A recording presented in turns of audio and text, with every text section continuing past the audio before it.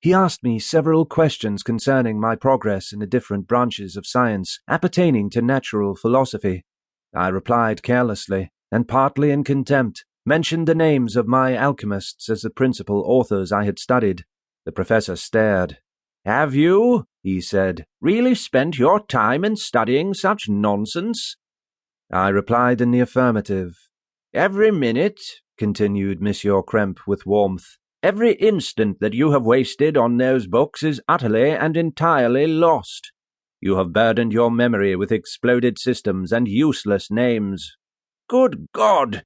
In what desert land have you lived, where no one was kind enough to inform you that these fancies which you have so greedily imbibed are 1,000 years old and as musty as they are ancient?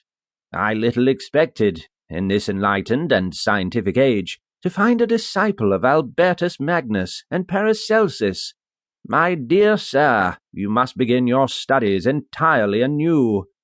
So saying, he stepped aside and wrote down a list of several books treating of natural philosophy, which he desired me to procure, and dismissed me after mentioning that in the beginning of the following week he intended to commence a course of lectures upon natural philosophy in its general relations, and that Monsieur Waldman, a fellow professor, would lecture upon chemistry the alternate days that he omitted. I returned home not disappointed, for I have said that I had long considered those authors useless whom the professor reprobated, but I returned not at all the more inclined to recur to these studies in any shape.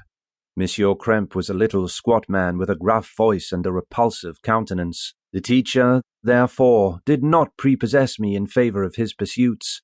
In rather a too philosophical and connected a strain, perhaps, I have given an account of the conclusions I had come to concerning them in my early years. As a child I had not been content with the results promised by the modern professors of natural science. With a confusion of ideas only to be accounted for by my extreme youth and my want of a guide on such matters, I had retrod the steps of knowledge along the paths of time, and exchanged the discoveries of recent inquirers for the dreams of forgotten alchemists. Besides, I had a contempt for the uses of modern natural philosophy. It was very different when the masters of the science sought immortality and power. Such views, although futile, were grand, but now the scene was changed. The ambition of the inquirer seemed to limit itself to the annihilation of those visions on which my interest in science was chiefly founded. I was required to exchange chimeras of boundless grandeur for realities of little worth. Such were my reflections during the first 2 or 3 days of my residence at Ingolstadt, which were chiefly spent in becoming acquainted with the localities and the principal residents in my new abode.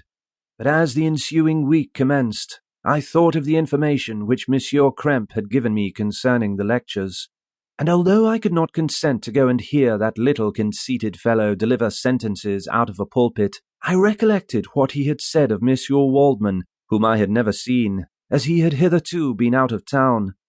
Partly from curiosity and partly from idleness, I went into the lecturing room, which Monsieur Waldman entered shortly after.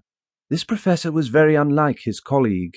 He appeared about 50 years of age, but with an aspect expressive of the greatest benevolence. A few grey hairs covered his temples, but those at the back of his head were nearly black. His person was short, but remarkably erect, and his voice the sweetest I had ever heard.